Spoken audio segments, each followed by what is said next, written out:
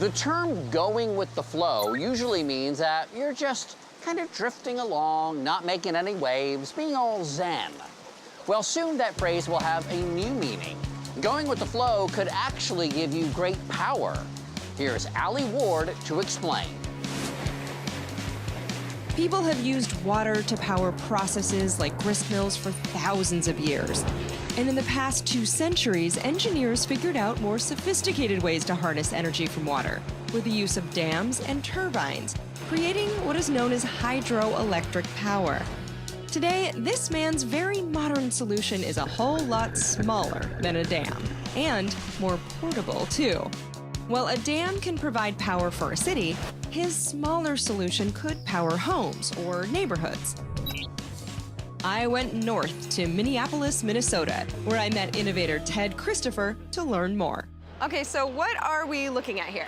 We are downtown Minneapolis. This is the Mississippi River, and this particular area is St. Anthony Falls.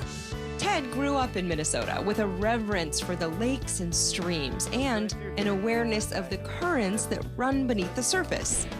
He became determined to find a modern, ecologically friendly, versatile way to harness river power, and the result is the Volturnus turbine. Conventional hydro has been the dominant form of renewable energy in this country since the early days of it, actually. In fact, downtown Minneapolis was powered by hydropower during the 1900s. What's different about Volturnus is that it's an individual device that deploys directly into rivers. So you don't have to build a big dam, you don't have to build any big infrastructure. When I think of hydroelectric power, I think of that water wheel, that old mill style. How is this different from that? First of all, it's the orientation of the axis. So those are spinning this way, like a conventional windmill almost. Volturnus is different because it's got a vertical axis, so it's spinning this way, and that's to enable that really low profile so it can fit into shallower waters. It's a very big difference. Back in his office, Ted has this 1/6 scale model of a Volturnus turbine. As the water comes, there's a little bit of a head that gets built up, so the water rises just a little bit and then collapses down through. And that collapse down through allows us to harness not just the velocity of the water, but also the weight of it. So it's a little mini waterfall. In practical application, would you have several of these in a river? Yeah, they're deployed in arrays. So each individual Volturnus is deployed with 4 others, and we call it a V-pod. While currently dealing with these smaller size test models, each commercial scale Volturnus turbine will be about the size of a small fishing boat. 3 meters in diameter and about 4 feet tall. That means the turbines could be submerged in oceans, man-made canals, and rivers, with real-world deployment projected for 2018.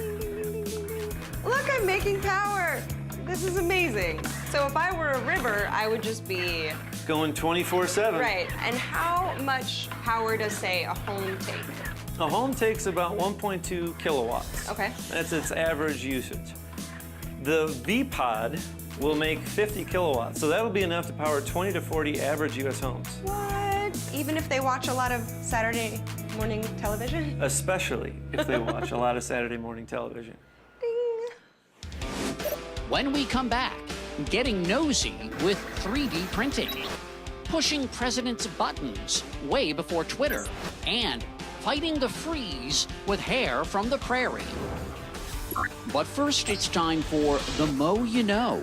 One of the most popular products in soft drink history is Coca-Cola. So, for how much was the original recipe for the bubbly drink sold? Was it A, $23, B, $230, or C, $2,300? You sip on those choices.